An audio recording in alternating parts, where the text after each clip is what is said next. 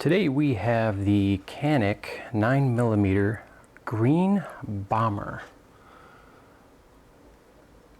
Cool looking. Stippling's not very aggressive, which is nice. Got a flag, it's the old school kind of pin up. Definitely something different. Turn around this way. Yeah, nice little gun. The great thing about this is if you're familiar with Glock, it's very similar takedown. You just don't slide the barrel all the way off the end. So let's go ahead and first things first, let's make it safe. Empty magazine. Lock the slide to the rear. Check for daylight.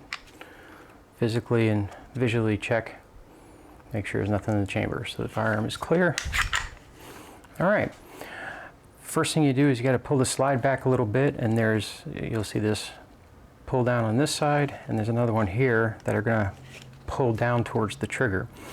What I do is I'm right-handed. I'll take my right thumb, put it right in the little beaver tail area, grab the top and just pull it back a hair, pull these down, pull the trigger, and it'll slide off. Now, the Glock, if you ever use Glock, it'll slide completely off.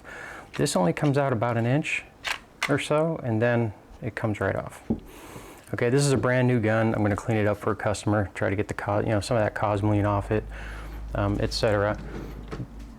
Whenever you get a new gun, you should clean it out. Will it cause damage? No, it won't. Could throw your shots off though. Like every other semi-automatic, you pull the recoil spring out. Fortunately, Canik's one piece, and it looks like it's plastic. It is. Yep, that is plastic. So we're going to just clean this up a little bit. Okay, put it to the side. Barrel comes out the same way as pretty much any other semi-auto barrel. Lift up, slide it back. And I am going to hit this with a little bit of cleaner. Today I'm using Shooter Lube. We'll just do that one side and let that sit for a second. Take the barrel, remember brass brush. Nylon's okay, brass is better. Don't use steel, it will scratch your stuff and nobody wants that. Okay, I'm just gonna clean it up a little bit. Take my snake. Remember, the snake always goes in the same direction of the bullet. Okay.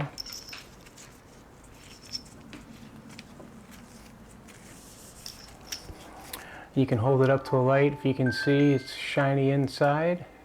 Let's see if we can. If you can see shininess on the inside, you're usually good to go. And there's no greasy clumps in there, so we should be all set. Like I said, this gun wasn't fired. It's more of a cleaning off the first time before you use it. And just clean up that side with a little bit of cotton. See, it's brand new, even has some gunk in there.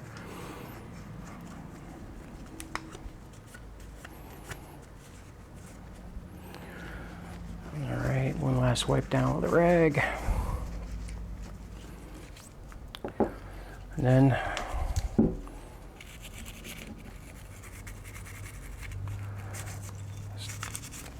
muff it up, try to get some of the, again, we're just pretty much just cleaning this up a little bit to get the cosmoline off, so it's not gonna take a lot. And if you've watched any of my other videos, you'll know that plastic dental tools are my favorite thing on the planet to use for cleaning, especially to get all these nooks and crannies in here, right? Plastic dental tools will not damage the gun, won't scratch it. Again,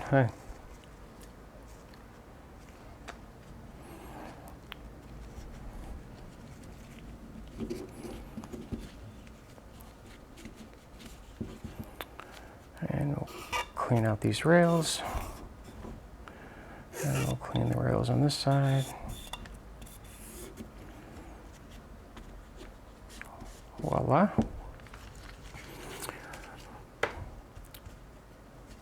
can actually, I don't know if you can see it in the camera, but right in here on the lip, I'm going to see if I can't. Yeah, I don't think I'm going to be able to see it, unfortunately, but you can actually see there's a little bit of a grease buildup in here. We just want to get all that junk out of there.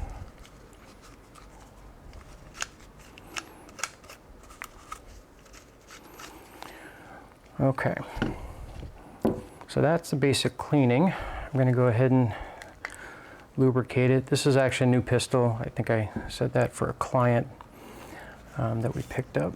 So when you do the oil, again, like I put in my other videos, you want to put some on the rails. You can either do it on the slide or the lower itself, but I just put a couple drops.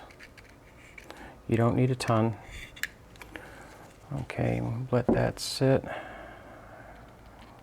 little bit there. Anywhere metal is going to touch metal, you want to put a little bit of lubrication on. Now, because it's the first time too, we'll oil the trigger itself. We'll get down into the groove. That's why I like these little needles. They're fantastic. Put a little bit of oil back in there, just a drop or two. Don't need a ton. Okay, and now we're ready to reassemble. Take your barrel, dangerous end in first. Drop it right in. Your recoil spring, the flattest side always goes towards the inside. You might have to put a little bit of pressure on it to seat it down in there. Okay, you can tell when it's level that it's seated. And then we're going to take the slide, find that little spot where it clicks in, rack it to the rear, let go. And that's it for the reassembly. Now the place you want to put oil, right along the top here, because this barrel does move up and down a little bit. Just a hair, but it's okay. All right, wipe it down. If you're going to store them, if you've seen my other videos, you know that I do like to just put a little bit of silicone on them, especially if you're in a humid area like we are here in Florida. And this is a client gun. I want to make sure it looks nice when they pick it up.